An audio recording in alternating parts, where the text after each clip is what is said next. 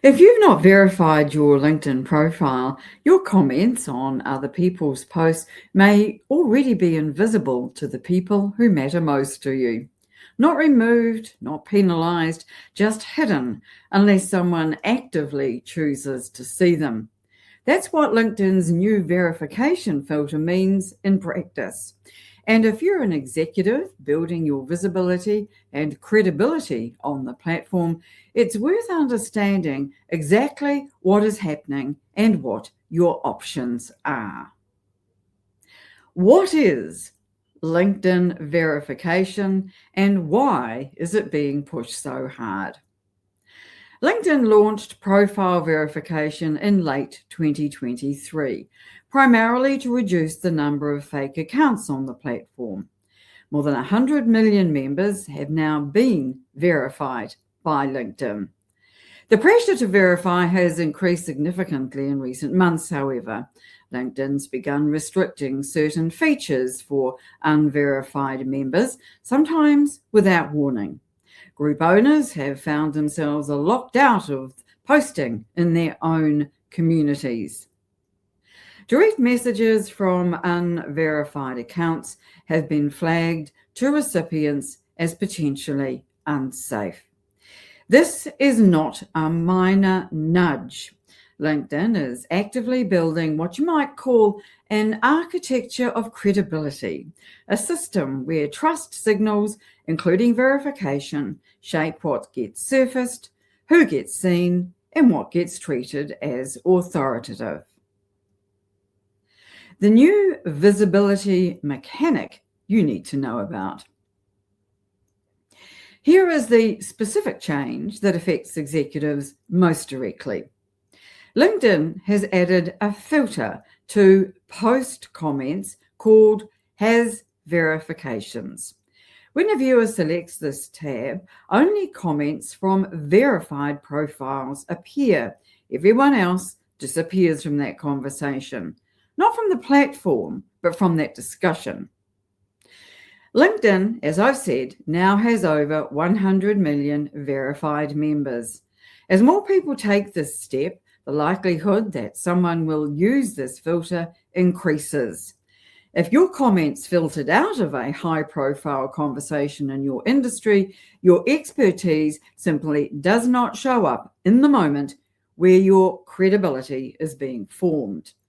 Visibility is no longer just about whether you post. It's about whether your contributions are interpreted as credible by the systems now filtering them. The legitimate concerns about verifying. Why would anyone hesitate? There are several reasons, and they deserve to be taken seriously. Verifications in most regions routes through a third-party app called Persona. To verify, you submit your passport and a facial selfie. One community member took the time to read Persona's terms and conditions in full. What she found was significant. Persona collects around 260 data points, accesses the NFC chip data embedded in your passport, records your IP address and national ID number, and cross-references all of this against government databases, credit agencies, utility companies, and mobile network providers. That data is also used to train their AI. For many professionals, that level of data harvesting is disproportionate for a professional networking platform. There are also equity issues. LinkedIn's verification requires that your passport name match your LinkedIn profile exactly. Women whose professional name differs from their passport name have historically been unable to verify, though LinkedIn has indicated this may have been addressed. Those without a passport or without the means to obtain one face the same barrier. And verification through a work email is available, but it's not permanent. Change roles and you lose your verified status. How to think about your decision. Here is the honest summary. There's a real cost to not verifying. Your contributions and comments may be filtered out of conversations that matter, as I've said. The gap between verified and unverified members will likely widen as adoption grows. There's also a real cost to verifying. You're handing significant personal data to a third party with limited control over how it is used beyond what their terms state.